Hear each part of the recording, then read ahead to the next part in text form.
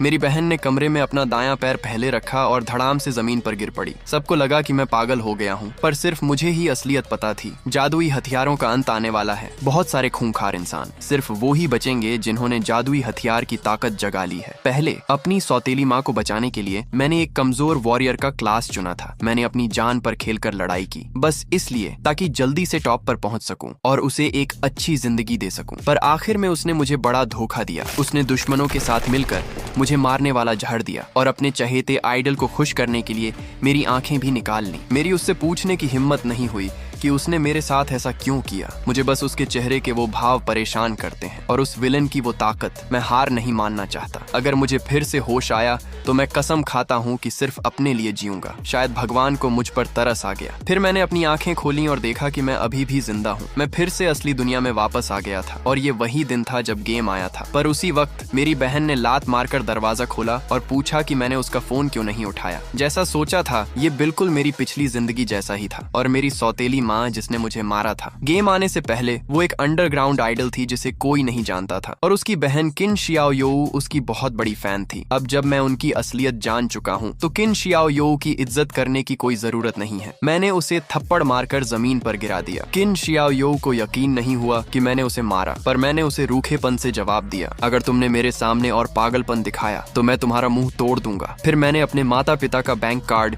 उसकी तरफ फेंक दिया। अपने माता पिता की वजह से मैं उसे ज्यादा कुछ नहीं कह रहा, पर तुम मेरी बात ध्यान से सुन लो। आज से मुझ किन फेंक की तुम्हारे जैसी कोई बहन नहीं है। मैंने उसे बचाने के चक्कर में बहुत मौके गंवा दिए थे। अब जब मेरे गले में ये मुसीबत नहीं है तो पता नहीं मैं गेम में कहां तक पहुंचूंगा। मैं अपनी पिछली जिंदगी की गेम नॉलेज इस्तेमाल करके सब प्लेयर्स से आगे निकल जाऊंगा और वो सॉन्ग फेई, कसम से मैं तुझे अपने हाथों से मारूंगा। रात में लॉबी चुनना सच में पुरानी यादें ताजा कर देता है। मुझे अभी भी याद है जब मैं पहली बार यहाँ आया था। मैं कुछ घंटों तक डरा हुआ था और किन शियाओयोऊ को बचाने के लिए मैंने वॉरियर चुना था। वॉरियर ताकतवर होता है पर वो मेरे लिए बिल्कुल सही नहीं है। मेरे लिए फुर्ती सबसे जरूरी है, इसलिए मैंने बिना सोचे असैसिन की क्लास चुन ली और सिस्टम ने अपने आप मुझे आई ऑफ द जज दे दिया। जज की इकलौती खूबी मुक्का है। जब प्लेयर मैजिक गेम में आता है तो उसे अपने आप सबसे बड़ी क्लास और टैलेंट मिल जाता है। ऐसा लगता है कि जब तक मास्टर मैजिक को पहचान लेता है कोई उसे छीन नहीं सकता। आई ऑफ द जज और मैजिक के कनेक्शन की वजह से सिस्टम ने अपने आप मेरी क्लास को हिडन क्लास में अपग्रेड कर दिया। सिस्टम तुम्हारे लिए काम कर रहा है। शैडो बनने पर बधाई। पता चला कि ये असैसिन की इकलौती हिडन क्लास है और ये पिछली बार से बिल्कुल अलग है। जब ट्रांसफर पूरा होता है तो तुम्हें इतनी बड़ी ताकत मिलती है। जब कोई वॉरियर क्लास चुनता है तो उसे अनहिडन क्लास मिलने का बहुत कम चांस होता है और जज की ताकत इस चांस को बहुत ज्यादा बढ़ा सकती है। मुझे ये नहीं पता था कि जज की ताकत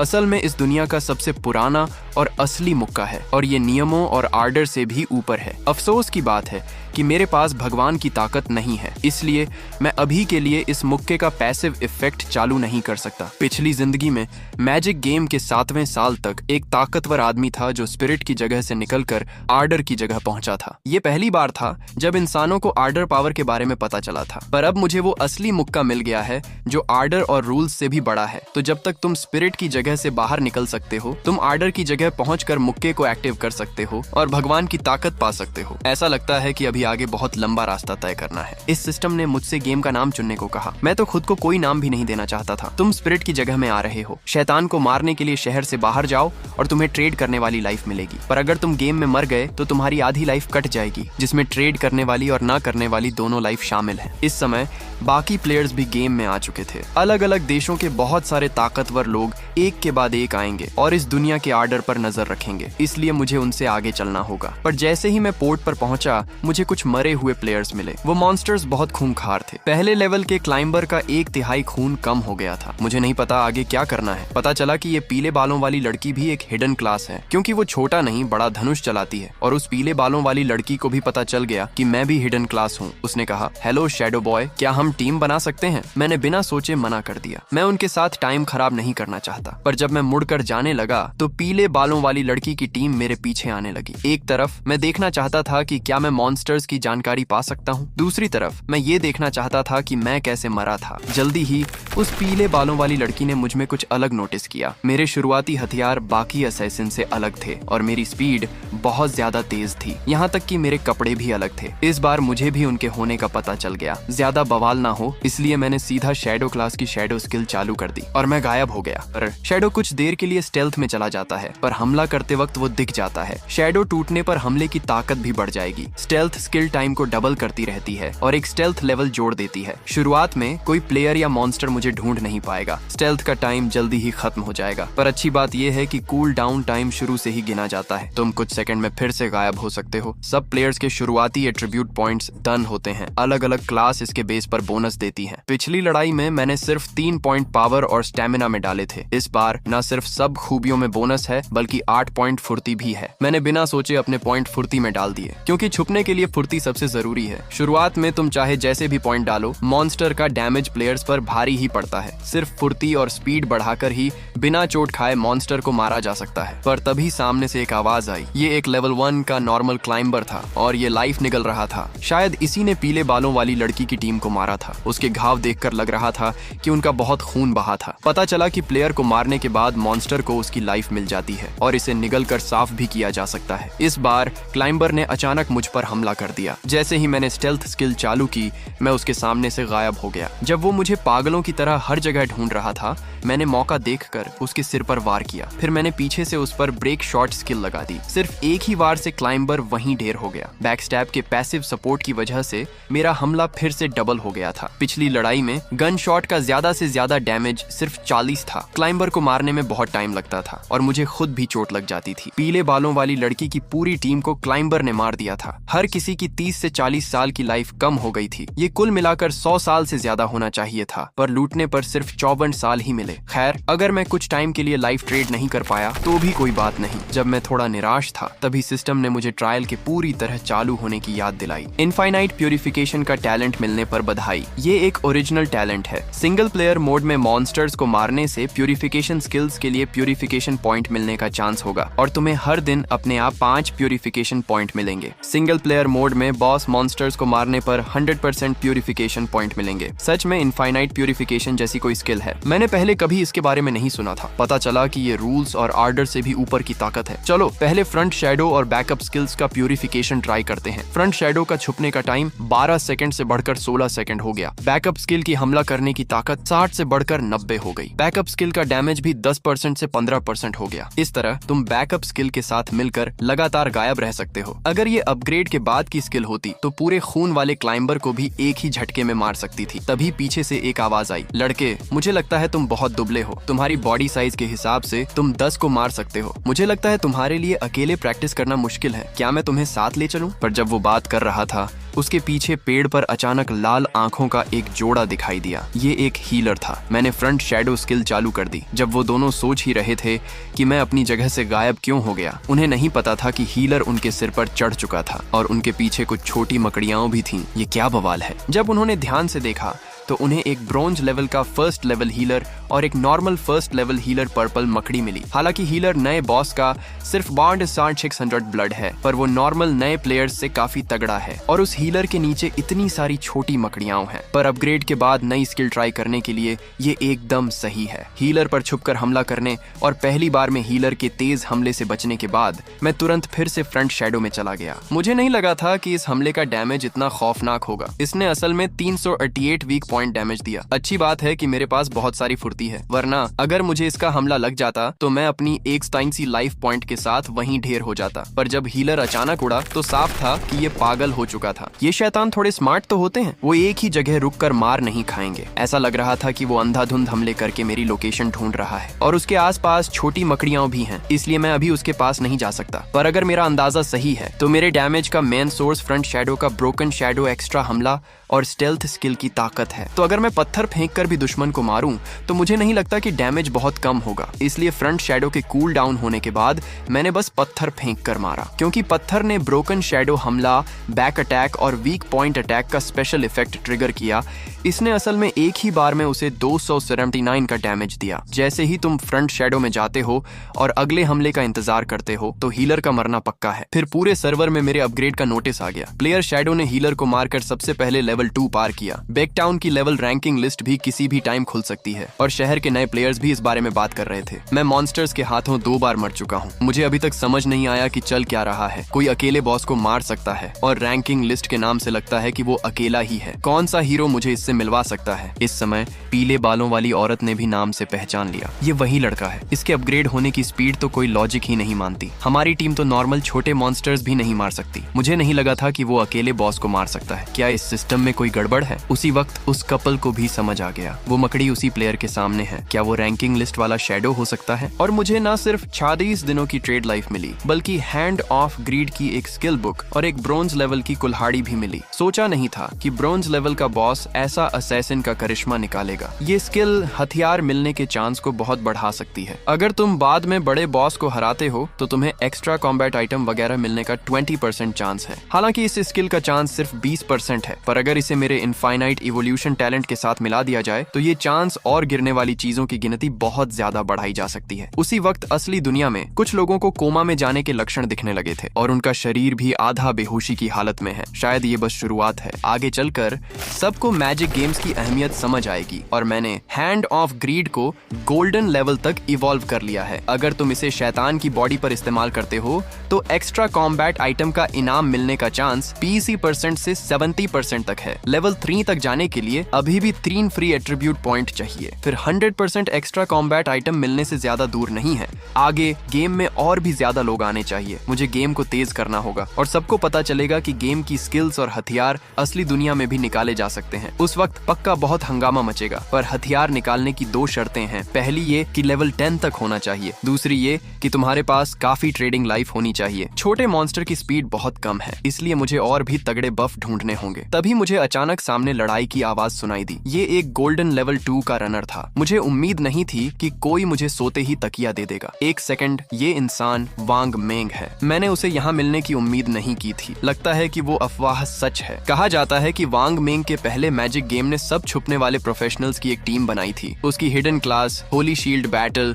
एक वॉरियर से दुगनी ताकतवर है। उसके पास एक इनविंसिबल स्किल भी है और उसके साथी भी बहुत तगड़े हैं। मैजिशियंस का डैमेज नॉर्मल मैजिशियंस से दुगना है और उसके पास एक प्रेडिक्शन फायरबॉल भी है। आर्चर नॉर्मल आर्चर से दुगना ताकतवर है और उसके पास एक चेन स्वॉर्ड स्किल है। शमन नॉर्मल शमन से दुगना ताकतवर है। उसके पास ग्रुप रिकवरी स्किल भी है। पर फिर भी वांग मेंग काफी टाइम से लोगों और रनर्स से लड़ रहा है। उसे समझ आया कि ये मॉन्स्टर बहुत तेज था और वो दूर से हमला भी नहीं कर सकता और वांग मेंग की हालत कुछ खास अच्छी नहीं है। शैतान के खून को मारो। ये वांग मेंग भी काफी पॉजिटिव है, पर लगता है वो भूल गया है कि ये जंगल है। लगातार लड़ाई बाकी शैतानों को खींच लाएगी। नॉर्मल लेवल 2 का पोल्यूटर शैतान और ये वाला अभी भी दूर से हमला कर रहा है। अगले ही पल एक साथी ने बड़ा सा चाकू पकड़ा और उसे काट दिया। उसने पोल्यूटर के हाथ को वहीं काट दिया, पर फिर उसने देखा कि वो बड़ा चाकू बाहर नहीं निकल रहा था और इससे पोल्यूटर को सिर्फ 33 पॉइंट का डैमेज हुआ। अब पोल्यूटर के हमले की बारी थी। मैंने सिर्फ उसके मुंह से बहुत सारी गंदगी निकलते देखी। जिसने भी इसे सूंघा उसने वहीं उल्टी कर दी और शमन ने मदद के लिए आवाज लगाई। शमन ने तुरंत स्टेल्थ स्किल चालू कर दी। जैसे ही शमन ने आंखें बंद की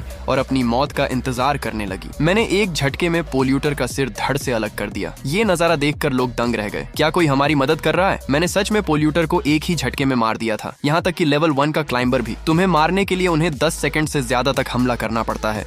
ये लेवल 2 का पोल्यूटर एक ही झटके में मारा गया। ये कैसे हो सकता है? वांग मेंग को तुरंत समझ आ गया कि कोई उसकी मदद कर रहा है। इसकी चिंता मत करो। अभी सबसे जरूरी ये है कि पहले पोल्यूटर को खत्म किया जाए। पोल्यूटर को मारो और एक स्किल बुक पाओ और ये एक असैसिन स्किल है। एक जहरीला डार्ट 14 मीटर दूर तक फेंको। लगने पर 12 पॉइंट डैमेज और जहर का असर बढ़ाओ। हर सेकंड 25% डैमेज 5 सेकंड तक। पर वांग मेंग की हालत अभी भी अच्छी नहीं है। पोल्यूटर ने धोखे से उसके पेट में वार कर दिया और वांग मेंग सीधा हवा में उछल गया। पर शमन के इलाज से खून बिल्कुल नहीं बढ़ रहा था। वांग मेंग के पास उसे याद दिलाने के अलावा कोई चारा नहीं था। अब भागने का कोई तरीका नहीं है। पर अगले ही पल अचानक एक हरा कांटा आ गया और वो पोल्यूटर के सिर पर जा लगा और उसने 844 पॉइंट का वीक पॉइंट डैमेज दिया। जो लोग ये देख रहे थे वो एकदम सन्न रह गए। वो अभी क्या था? एक ही झटके में बॉस का आधा खून कम हो गया। पोल्यूटर ने दर्द के मारे वांग मेंग को भी नीचे रख दिया। पर मुझे नहीं लगा था कि जहरीले डार्ट का डैमेज इतना भयंकर होगा। बस पलक झपकते ही वो पोल्यूटर जहरीले डार्ट से वहीं मर गया, पर क्योंकि मेरा डैमेज 90% से ज्यादा था इसलिए सारी लूट मुझे मिली और मेरा लेवल भी अचानक लेवल 3 हो गया। मुझे नहीं लगा था कि जहरीले डार्ट का डैमेज मेरी क्लास के जहर को भी ले लेगा। अगर मैं फ्रंट शैडो के साथ काम करूं तो मैं लगातार छुपकर डार्ट फेंक सकता हूं। गेम की शुरुआत और बीच में ऐसा कोई मॉन्स्टर नहीं है जो मुझे हरा सके। इस टाइम वांग मेंग भी काफी खूंखार लग रहा है। वाह, ये डैमेज तो बहुत खतरनाक है। पर जब वो कंफ्यूज था उसके सामने पड़ी लूट अचानक गायब हो गई। तलवार ली वांग मेंग जल्दी से उठ खड़ा हुआ। दोस्त, मुझे नहीं पता तुम कौन हो, पर मदद के लिए शुक्रिया। पर तभी मैंने कुछ लोगों को याद दिलाया। शुक्रिया वांग, जंगल में दूसरों पर इतनी जल्दी भरोसा मत किया करो। असल में वांग मेंग काफी अच्छा इंसान है और डैक्सिया के अफसर पर भरोसा करने के लिए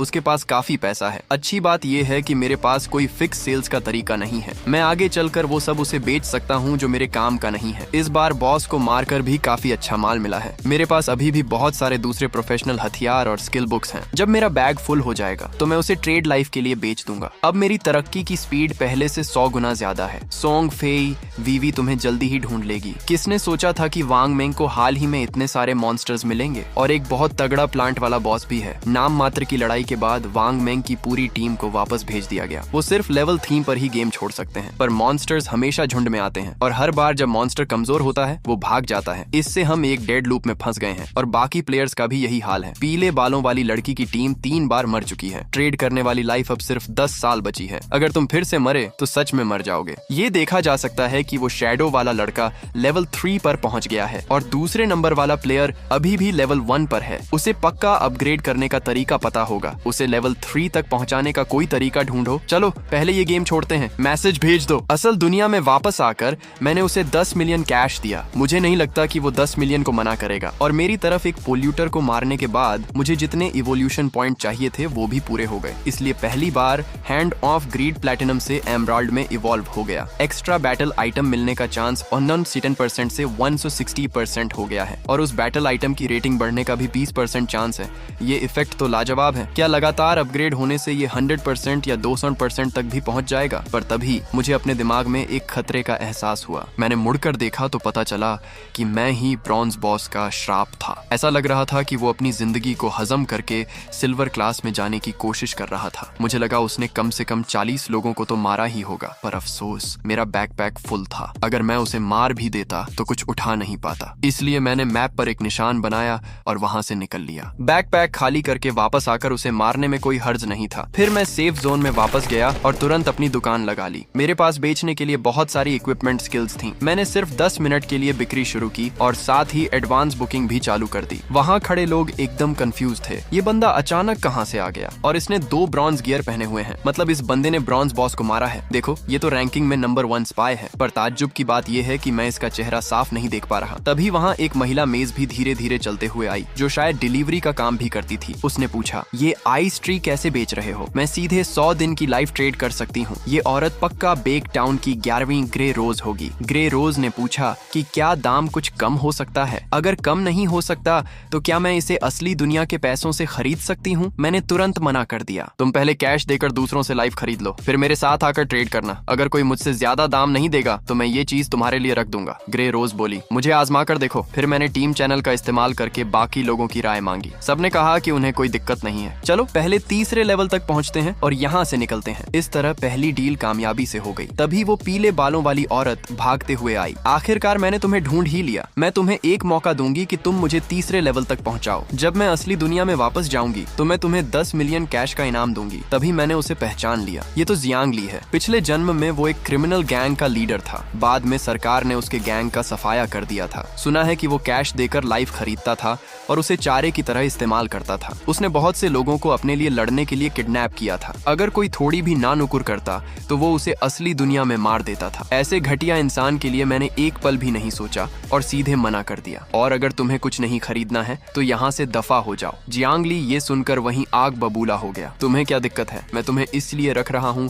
क्योंकि मैं तुम्हारी इज्जत करता हूँ। अगर ये असली दुनिया होती तो मैं वहीं तुम्हारा मुंह फाड़ देता, पर मैंने बस रूखेपन से जवाब दिया। अगर तुमने एक लफ्ज और कहा तो मैं तुम्हें तब तक मारूंगा जब तक तुम्हारी लाइफ खत्म नहीं हो जाती। मेरी बात सुनकर जियांग ली की तो हवा ही टाइट हो गई। फिर वो पीछे मुड़े बिना ही बहुत दूर भाग गया। शैडो, तुम मेरा इंतजार करना। उसे नहीं पता था कि मैं उसे बिल्कुल भी घास नहीं डालता। इस स्टेज पर किसी को भी ट्रेड लाइफ की अहमियत नहीं पता थी। किसी को नहीं पता था कि मैजिक गेम पूरी असली दुनिया को बर्बाद कर देगा। जो रियल लाइफ बैकग्राउंड पहले सबसे अच्छे माने जाते थे वो आगे चलकर बेमानी हो जाएंगे। सिर्फ तुम्हारी अपनी ताकत ही हर चीज की जड़ है। जल्दी ही जियांग ली के आदमी एक किराने की दुकान पर पहुंचे। इस शैडो ने न सिर्फ मुझे मना किया बल्कि मुझे धमकी देने की भी हिम्मत की। जब मैं असली दुनिया में लौटूंगा तो मैं उसे ढूंढकर पक्का मार दूंगा। तभी एक प्लेयर की नजर खुद पर पड़ी। मेरा नाम माओ लिजुन है। मुझे शायद अपग्रेड करने के कुछ टिप्स पता है। मुझे नहीं पता कि वो 10 मिलियन अभी भी सिर्फ एक नंबर है या नहीं। जियांग ली ने कहा कि ये पक्का एक नंबर ही है, तुम पहले बताओ। ये देखकर माओ लिजुन ने तुरंत समझाया कि अगर तुम अपग्रेड करना चाहते हो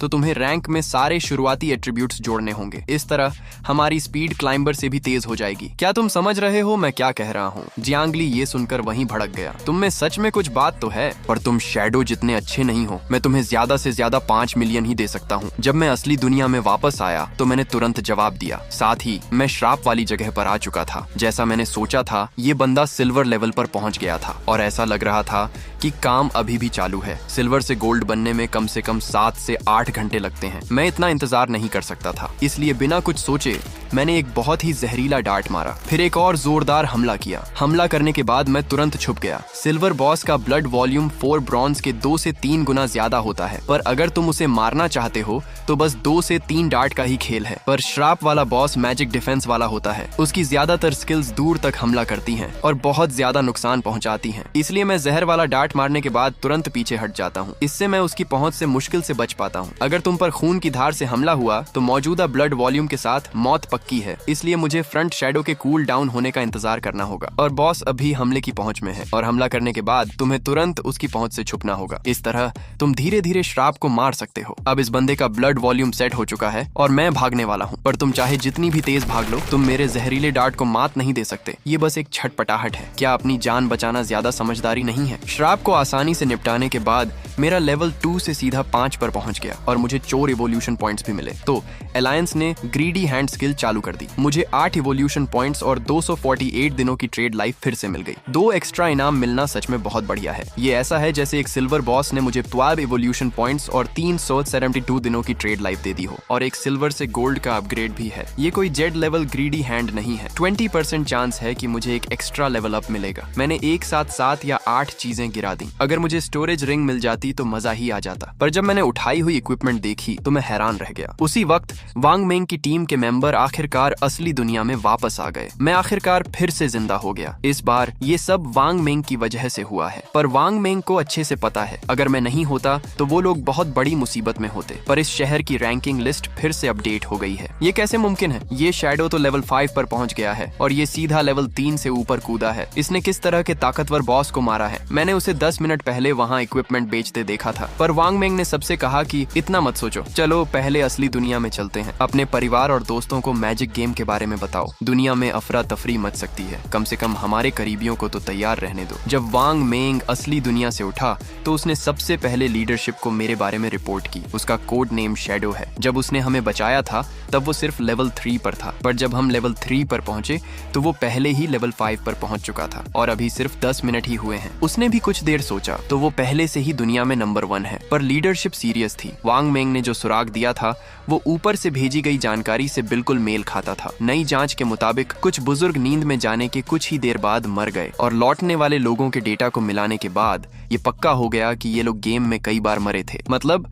अगर तुम मैजिक गेम में मारे जाते हो तो तुम सच में मर जाओगे। ये हमारी समझ से परे है। हम शायद किसी अनजान सुपर पावर हमले का सामना कर रहे हैं। ऊपर से एक इमरजेंसी ऑर्डर आया है। मैजिक गेम की जानकारी निकालने के लिए एक खास टीम बनाओ। हमें जल्दी से जल्दी एक प्रोफेशनल टीम बनानी होगी। ये एक बहुत बड़ा मामला है जिसका असर पूरी दुनिया पर पड़ेगा। अब सारे देश मैजिक गेम के बारे में जानने की कोशिश कर रहे हैं। अगर हम इसमें पीछे रह गए तो हम दुनिया में अपनी पकड़ खो देंगे। इसलिए हमें किसी भी कीमत पर जानकारी चाहिए। एनयू, मैं तुम्हें टीम का कैप्टन बनाता हूँ। वांग मेंग वाइस कैप्टन है। तुम दोनों सही टीम मेंबर्स चुनो। वांग मेंग की बातों से लगता है कि ये शैडो हमारा दुश्मन नहीं होना चाहिए। मुझे उम्मीद है कि तुम जल्दी से जल्दी शैडो की असली पहचान पता कर लोगे। सबसे अच्छा तो ये होगा कि तुम सरकार की तरफ से शैडो के साथ काम कर सको और ज्यादा से ज्यादा जानकारी निकालने की कोशिश करो। उसी वक्त किन शियाओ भी ख्यालों में थी कि मैं वापस आकर माफी मांगूंगा। हर बार जब मैं नाराज होती थी तो वो मुझे मनाने की कोशिश करता था। इस बार उसने मुझे नहीं मनाया, उल्टा मुझे मारा। मैं बस सोंग फेई का कॉन्सर्ट देखने गई थी। कमीने किन फेंक, मैं तुम्हें कभी माफ नहीं करूंगी। अच्छी बात है कि मैंने कल सोंग फेई का कॉन्सर्ट देख लिया था, वरना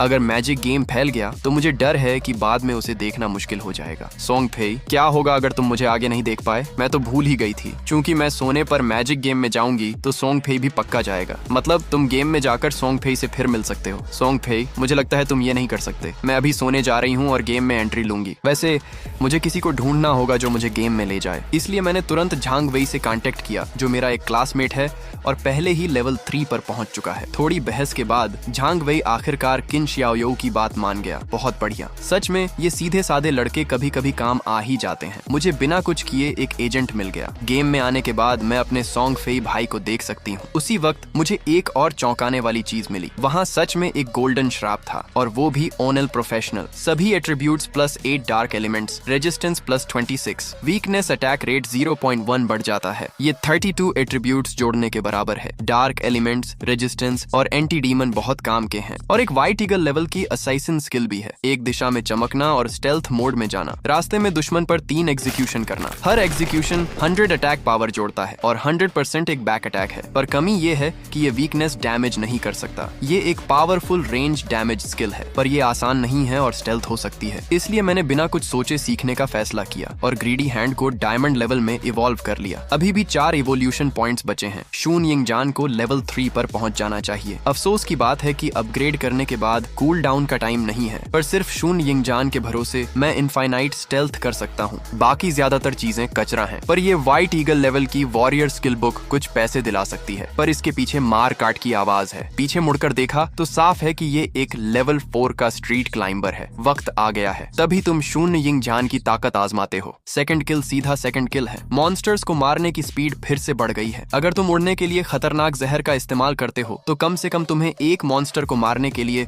2 शॉट गंवाने होंगे। लड़ाई का टाइम जितना कम होगा, एक्सीडेंट के चांस उतने ही कम होंगे। मेरी अभी की ट्रेड लाइफ 618 दिन हो गई है, पर इक्विपमेंट स्किल्स को असली दुनिया में निकालने के लिए 900 दिन लगते हैं। ऐसा लगता है कि इसे हासिल करने में लगभग 10 लेवल लग जाएंगे। अब मुझे वापस जाकर अपनी इक्विपमेंट बेचनी होगी। पर तभी मुझे अचानक जियांगली दिखा। बड़ी बहन को 5 मिलियन देने चाहिए थे। जियांगली ने कहा कि वो जल्दी से जल्दी असली दुनिया में वापस जाएगा। मैं पहले तुम्हें दे दूंगा और तुम्हारी ट्रेड लाइफ भी मुझे बिक गई है। मैं तुम्हें दिन का 10,000 युआन दूंगा। माओ लिजुन ने कहा कि कोई दिक्कत नहीं है, तो चलो वापस असलियत के बीच में चलते हैं। भले ही गेम सच में जिंदगी पर असर डाल सकता हो, पर ये कर ही क्या सकता है। जिंदगी के साथ कभी भी खेला जा सकता है। मेरे जैसे लोग जो गेम की एबिलिटी को कैश में बदल लेते हैं, वही असली समझदार हैं। पर मुझे उनके ट्रेड से कोई मतलब नहीं है। मेरे लिए अभी सबसे जरूरी अपनी ताकत बढ़ाना है। इसलिए मैं सबसे पहले शहर का टेलीपोर्टेशन चालू करता हूँ और थोड़ी इज्जत कमाता हूँ, और दिन में एक बार फ्री में टेलीपोर्ट होने का चांस पाता हूँ। पर कई बार टेलीपोर्टेशन में ट्रेड लाइफ खर्च हो जाती है। मुझे अभी तक कोई और चालू टेलीपोर्टेशन शहर नहीं मिला है। शुरुआती शहर टेलीपोर्टेशन बाइनरी है। सिर्फ एक टेलीपोर्टेशन शहर चालू करने का कोई फायदा नहीं है। बाकी शहरों में भी ऐसे लोग होने चाहिए जो लेवल 5 तक पहुंच गए हों। एक दूसरे को टेलीपोर्ट करने के लिए टेलीपोर्टेशन शहर को चालू करो। मुझे याद है कि सोंग फेई का पिछला जन्म फायरफ्लाई शहर था। इसे सेट किया जा सकता है कि जैसे ही फायरफ्लाई शहर में टेलीपोर्टेशन शहर हो, मुझे याद दिला दे। मुझे सबसे पहले पता चल जाएगा। पर शुरुआती शहरों के बीच टेलीपोर्ट करने का ज्यादा कोई मतलब नहीं है। मेरा पहला गोल लेवल 10 तक पहुंचना है और फिर गॉड्स एबंडेंट कॉन्टिनेंट जाना है। वो मैजिक गेम की असली शुरुआत है। और फिर सेफ जोन में एक दुकान लगानी है। मुझे ये स्किल बुक चाहिए, मुझे ये हेयर पिन चाहिए, मुझे ये बूट चाहिए। ये 1 मिनट से भी कम में बिक जाएगा। इस बार मैंने कुल 650 दिनों की ट्रेडेबल लाइफ खरीदी। अब मेरी ट्रेडेबल लाइफ उक्सी जुई चपी 4 दिन हो गई है। पर ये अभी भी काफी नहीं है। मैजिक गेम के प्रोफेशनल लेवल, एट्रीब्यूट्स और इक्विपमेंट स्किल्स को असली दुनिया में निकालने में अभी भी बहुत लंबा रास्ता तय करना है। यही एक औरत ने पूछा, बॉस मेरे पास एक बच्चा है, क्या आपको चाहिए? ये असल में 12 ब्रैकेट वाली एक स्पेस रिंग है और ये रिंग की जगह और बैकपैक के इक्विपमेंट स्लॉट की जगह नहीं घेरती। पिछले जन्म में ये 12 ब्रैकेट कम से कम 3600 दिनों में बिक सकती थी। इसलिए मैंने अपनी बहन से पूछा, तुम इसे कैसे बेचने वाली हो? पर मेरी बहन ने कहा, मुझे बॉस की जिंदगी नहीं चाहिए। मैं बस एक दोस्त जोड़ना चाहती हूँ जो बॉस को मारने में मेरी मदद करे। और मैंने बिना कुछ सोचे हाँ कर दी। पर कोड नेम ब्लैक स्पिरिट है। इसका मेरी बहन से कोई लेना देना नहीं है। यही मेरी बहन ने मुझे बताया था। वहाँ एक गोल्डन बॉस है। मैंने उसे बहुत दूर नहीं देखा। मैंने सिर्फ एक टूटी हुई नाव देखी। जब मैंने बड़ी नाव के बारे में सुना तो मुझे तुरंत याद आया, क्या ये गोल्डन घोस्ट शिप है? इस बॉस के दिखने के चांस बहुत कम होते हैं और ये बहुत काम के स्पेशल प्रॉप्स गिराएगा। हर बार जब गोल्डन घोस्ट शिप दिखता है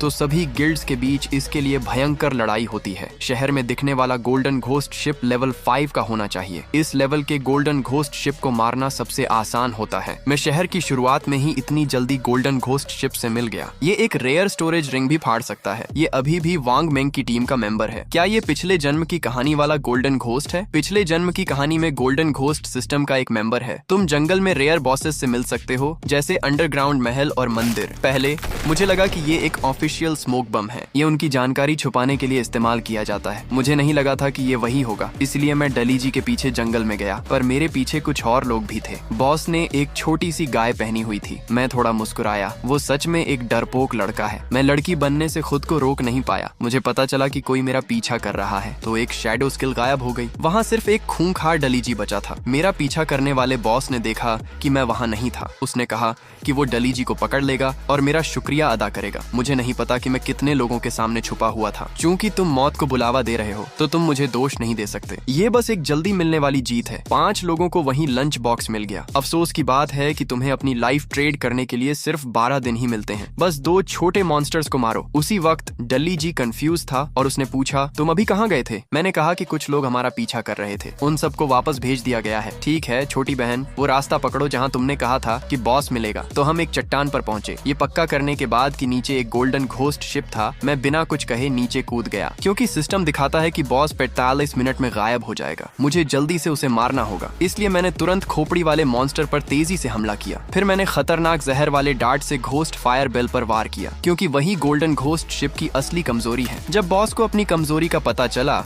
और उस पर हमला हुआ, तो खोपड़ी ने तुरंत आसपास के पानी को कंट्रोल कर लिया और हाई डैमेज और बड़े पैमाने पर हमला करने वाली स्किल्स का इस्तेमाल किया। अब मेरे कवच के साथ अगर मुझे पानी के खंभे ने मारा तो मैं तुरंत मर जाऊंगा। किस्मत से मेरी फुर्ती बहुत ज्यादा है। खोपड़ी की स्किल से बचने के बाद खोपड़ी वाला मॉन्स्टर तुरंत 12 सड़े हुए पानी वाले भूतों को बुला लेगा और हर एक में व्हाइट स्पिरिट लेवल के बॉस की ताकत होती है। इन पानी वाले भूतों के खतरनाक हमले का सामना करते हुए ज्यादातर टीमें कुछ पल के लिए तितर बितर हो जाएंगी। आखिरकार टीम बर्बाद हो गई। किस्मत से मैं छुपा हुआ था, वो मुझे बिल्कुल नहीं ढूंढ पाए। मुझे बस एंगल सेट करना है। मैं इन पानी वाले भूतों को एक ही झटके में मार सकता हूँ। मैंने देखा कि पूरा डाली शहर पहले से ही डरा हुआ था। क्या ये नंबर 1 शैडो बॉस है? मैं तो गोल्डन बॉस से लड़ भी नहीं सकता। पर इस बात पर मैंने उसे बताया, जियो हेई, मैं पक्का मरूंगा, पर तुम्हें कुछ करने की जरूरत नहीं है। बस मेरे वापस आने का इंतजार करो। डाली एक खूंखार ताकत है। नहीं बॉस, साफ दिख रहा है कि आप अभी फायदे में हैं। और ये जियो हेई क्या बला है? मेरा नाम हेबुलिन डाली है, जियो हेई नहीं। जियो हेई किसी कुत्ते का नाम लगता है। मैंने ये इसलिए कहा था कि मैं मरूंगा,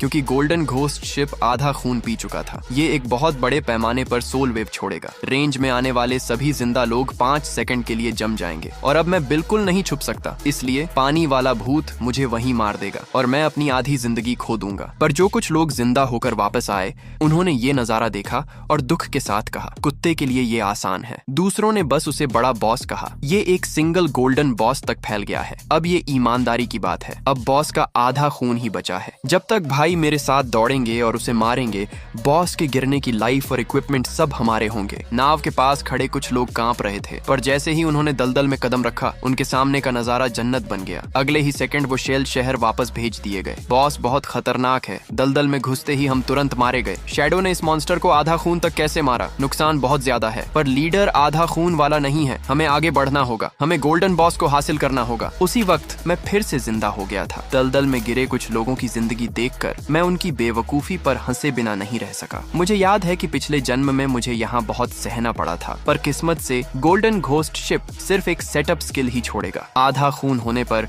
वो हमला होने के बाद बस बचता ही रहेगा। नॉर्मल प्लेयर्स के लिए भी उसे मारना मुश्किल है, पर मैं पहले ही उसके चलने का पैटर्न समझ चुका हूँ और अंदाजा लगा सकता हूँ कि वो किस रास्ते से बचेगा। फ्लेमेथ्रोवर लॉन्च करो और हमला करते रहो। पर तभी वो कुछ मॉन्स्टर्स फिर से दौड़ते हुए आ गए और उन्हें सब कुछ खराब न करने देने के लिए डालिज ने बिना कुछ कहे अपनी स्किल्स का इस्तेमाल करना शुरू कर दिया। अगले ही सेकंड आसमान से बिजली गिरी। लीडर की खोपड़ी कट गई, पर इस बात ने उन्हें भी गुस्सा दिला दिया। तुम फिर आ गए। भाइयों ने पहले उसे मार डाला। उन्होंने कहा कि उन्होंने अपने हथियार उठाए और डाली जी की तरफ दौड़े, और दूसरी तरफ मैं पूरी ताकत से बॉस पर हमला कर रहा था। पर क्योंकि मेरा डैमेज बहुत कम था, इसलिए लड़ने में बहुत टाइम लग रहा था। पर इससे प्लेयर्स का एक और ग्रुप आ गया। वो इस वक्त दलदल में छुपे हुए हैं। वो चाहते हैं कि मैं बॉस को मार दूं और फिर वो मुझे मार दें और फिर मेरी ताकत छीन लें। उनके पास पास बहुत सारे आइडिया हैं, पर उन्होंने एक गलती कर दी। बॉस को मारने के बाद मैंने सबसे पहले इनाम उठाने की जल्दबाजी नहीं की, उल्टा मैं सीधा स्टेल्थ मोड में गया और एक तरफ खड़ा हो गया। मैंने एक हंटर को बाहर खड़े देखा। मैंने उसे बस धनुष खींचते देखा। पलक झपकते ही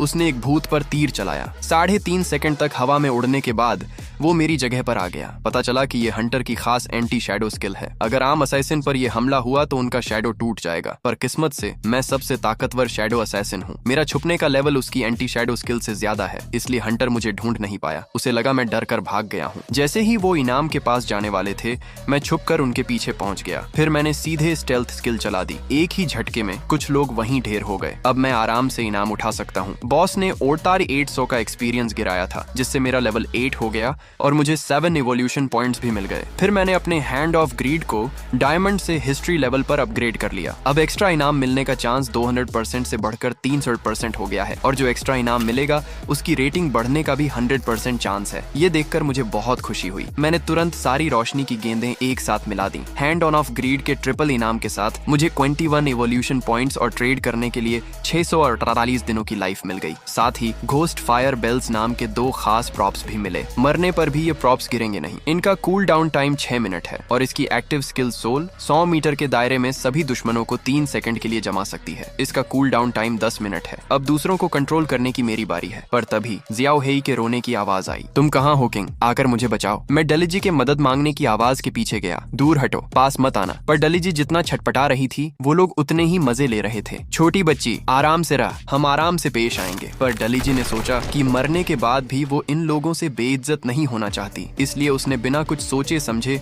चट्टान से छलांग लगा दी। किस्मत से पेड़ों की वजह से उसके गिरने की स्पीड कम हो गई, पर फिर भी वो मौत से नहीं बच सकती थी। इस छोटी बच्ची में बहुत हिम्मत है। इन कमीनों के हाथ लगने से अच्छा है कि मैं वापस स्प्रिंग वाटर में चली जाऊं। तभी डलिज की आवाज भी सुनाई दी। मैं मर चुकी हूँ, पर अच्छी बात यह है कि मेरी ट्रेड लाइफ हमेशा सामने वाले के पास रहती है। फिर मैंने अपनी पिछली कमाई का हिसाब लगाया। इस बार मुझे न सिर्फ 3115 दिनों की ट्रेड लाइफ मिली, बल्कि 21 इवोल्यूशन पॉइंट्स भी मिले। इसलिए मैंने बिना झिझके हैंड ऑफ ग्रीड को अपग्रेड करने का फैसला किया। 210 इवोल्यूशन पॉइंट्स, ये इतना आसान नहीं है। स्किल का लेवल जितना ज्यादा होगा, उतने ही ज्यादा इवोल्यूशन पॉइंट्स लगेंगे। खैर छोड़ो, पहले डैमेज स्किल को बढ़ाते हैं। इस तरह हम एक ताकतवर बॉस पर निशाना लगा सकते हैं और एक अच्छी जगह पा सकते हैं। 2 बार इवॉल्व करने के बाद हर सेकंड का डैमेज कम से कम 100 है। भले ही तुम गायब ना हो, अगर तुम्हारी स्किल ना टूटे तो भी 3000 का डैमेज होगा। अगर तुम पीछे से शैडो तोड़ते हो तो 7वें वॉर का कुल डैमेज 6000 तक पहुंच जाएगा। गोल्ड लेवल का बॉस भी गिर जाएगा। आमतौर पर 2 से 4 व्हाइट सिल्वर पर गोल्ड के हथियार मिलने का थोड़ा सा चांस होता है। अब हैंड ऑफ ग्रीड की वजह से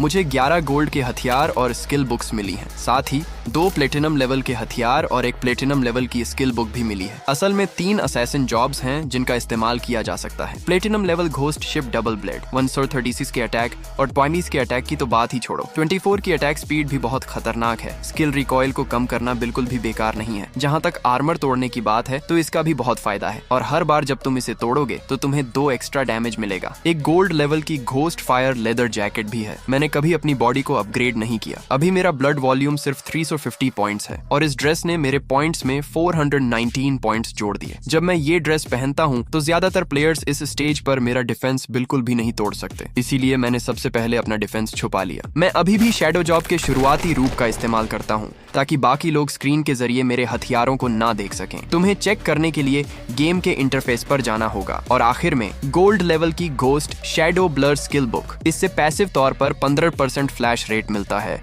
ट्रिगर फ्लैश से तुम हर तरह के डैमेज से बच सकते हो। आखिरकार ये एक असैसिन के जिंदा रहने की स्किल है, पर मुझे याद है कि ये स्किल बहुत कमजोर है, क्योंकि मैजिक गेम में हाई फ्लैश रेट पाना बहुत मुश्किल है, और अगर तुम हाई फ्लैश रेट पाने की कोशिश भी करते हो तो तुम्हारे बाकी एट्रीब्यूट्स पक्का कम हो जाएंगे। अगर तुम फ्लैश ट्रिगर नहीं कर पाए तो तुम खतरे में पड़ जाओगे। पर मैं बाकियों से अलग हूँ। मैं स्किल्स को जितना चाहूँ उतना इवॉल्व कर सकता हूँ। फ्लैश रेट बढ़ाते हुए भी मैं अपने बाकी एट्रीब्यूट्स की कुर्बानी नहीं दूंगा। ये पूरा फायदा है। अब वापस जाने का वक्त आ गया है। बाकी हथियार मैं वांग मेंग को डिस्काउंट पर बेच सकता हूँ। भले ही वो अभी इसे खरीद ना पाए। पर वांग मेंग के नेचर को देखते हुए ये घाटे का सौदा नहीं है। इस बार डली की वजह से बहुत फायदा हुआ है। अगर ये ड्रेस नहीं होती तो मुझे गोल्ड लेवल का भूत नहीं मिलता। मुझे उसका शुक्रिया अदा करना चाहिए। पर तभी मुझे वो लोग मिल गए जिन्होंने डली को चट्टान से कूदने पर मजबूर किया था। पर मुझे देखते ही उनके दिमाग में सिर्फ एक ही ख्याल आया, और वो ख्याल था यहाँ से भागने का। मैं सोच ही रहा था कि मुझे शैडो गॉड क्यों मिल गए। भाई मेरा पीछा मत करो, पर मैं उन्हें भागने का मौका कैसे दे सकता था। सच कहूँ तो ये एक आसान जीत थी। मैंने उन गुंडों को वहीं ढेर कर दिया। फिर मैंने उनके लीडर का रास्ता रोक लिया। लीडर की तलवार से कोई आवाज नहीं आई तो एलायंस ने डर कर रहम की भीख मांगी। पापा, दादाजी, प्लीज मुझे मत मारो। मेरी जिंदगी का 1 साल भी नहीं बचा है। पर मुझे उसके साथ बकवास करने का कोई शौक नहीं है। मैंने एक जहरीला डार्ट चलाया। उस वक्त वो बंदा अपना सिर पकड़े दर्द से तड़प रहा था। ये एक सिस्टम रिमाइंडर है, क्योंकि प्लेयर ने अपनी मर्जी से बहुत सारे लोगों को मारा तो उस पर किलर का ठप्पा लग गया। अब भी की किलर लेयर, मौजूदा लाइफ का 75% लॉस। मेरा इससे कोई लेना देना नहीं है, क्योंकि मेरे पास घोस्ट फायर बेल है। अगर मैं गलती से एक बार मर भी गया तो मेरी कोई लाइफ कम नहीं होगी। जब मैं वापस छोटे से शहर पहुंचा तो प्लेयर बुरी तरह डरा हुआ था। ये तो शैडो गॉड है यार। ये गोल्ड वाले को मारने के बाद वापस आ गया, पर ये बहुत कंफ्यूज करने वाला है। वो अच्छे हथियार क्यों नहीं पहन रहा? मुझे तो लगता है ये बंदा पक्का कहीं फंस गया है अकेले खेलने के काबिल होने के लिए। तो मैंने कुछ भी नहीं गिराया। तुम हंसते हंसते मर जाओगे, मैं तुम्हें एक दिखाऊंगा। पर तभी एक आवाज आई, शैडो गॉड प्लीज रुकिए। पहले जो भी हुआ वो हमारी गलती थी। ये एक असैसिन स्किल बुक है जो हमने अपनी जान की कीमत पर खरीदी है। प्लीज इसे रख लीजिए। बस ये मान लीजिए कि हमारे साथ कुछ हुआ ही नहीं, ठीक है? मैंने देखा तो वो असल में एक कंट्रोल स्किल थी। लगने पर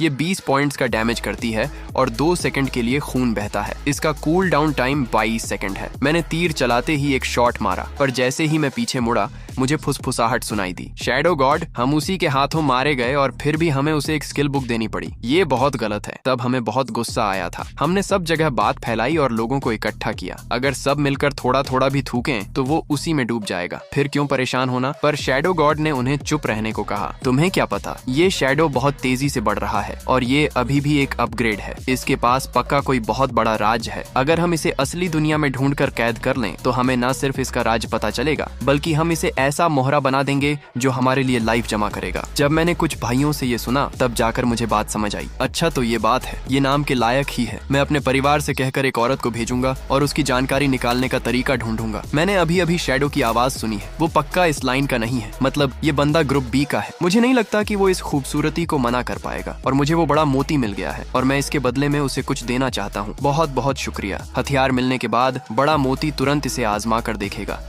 ये तो बहुत बढ़िया है। मैं तो उड़ने वाला हूँ। इस स्किल और इस नेकलेस से मुझे काफी लंबे समय तक दर्द हुआ है। मैंने अपनी माना रिकवरी भी 2 गुनी कर ली है। मैंने कहा कोई बात नहीं, तुम इसी के लायक हो और मुझे स्पेस रिंग दे दो। ओह, वैसे जब मैं जंगल में भाग रहा था तो मुझे एक और गुफा मिली। वो एक एंट्री गेट जैसी लग रही है। मुझे नहीं पता कि तुम उसमें इंटरेस्टेड हो या नहीं। ये सुनकर मैं चौंक गया। ये नाम के लायक ही है। पहले गोल्डन घोस्ट शिप, फिर ये एंट्री गेट। सच्चाई दोनों तरफ से होती है। अगर मैं उसे 2 गोल्डन हथियार नहीं देता तो शायद वो मुझे ये जानकारी नहीं देता। इसीलिए मैंने ज्यादा नहीं सोचा और हाँ कर दी। पर मुझे पहले वो हथियार वांग मेंग को बेचने होंगे, फिर मैं जाऊंगा। पर बड़े मोती ने बताया कि कैप्टन उन्हें झिंगझाओ की कब्र पर ले गया है। मुझे नहीं लगता वो जल्दी वापस आएगा। कब्र का एंट्री गेट मैप पर मार्क किया हुआ है। घास के पीछे एक पत्थर का बोर्ड है। भागते हुए मैंने एक पत्थर का बोर्ड अंदर छुपा दिया था। इसी वजह से मैं कुछ कदम भी अंदर नहीं गया था कि मुझे अंदर घोस्ट शिप की आवाज सुनाई दी। मैं इतना डर गया कि बाहर भाग आया, वरना वो लोग मेरा पीछा नहीं कर रहे होते। मैंने कहा मैं अभी कब्र पर जा रहा हूँ। वांग मेंग और बाकी लोगों से मैं वापस आकर निपटूंगा। मैंने कहा कि मैं बिना कोई सुराग छोड़े गायब होने के लिए इनविजिबल स्किल चालू करूंगा। मैं पहले लेवल 10 तक पहुंचने के लिए कोई जगह ढूंढना चाहता था, पर अब जब मुझे कब्र मिल गई है तो कहीं और जाने की जरूरत नहीं है। शहर की शुरुआत में 3 मुख्य कब्रें दिखाई देंगी। वो हैं मुंह जुए के श्राप की कब्र और विश्वास की कब्र। चाहे वो किसी भी लेवल का हो, भले ही छोटे मॉन्स्टर्स ब्रॉन्ज के हों या सिल्वर के, मेरे लिए इसका मतलब बहुत सारी लाइफ और इवोल्यूशन पॉइंट्स हैं।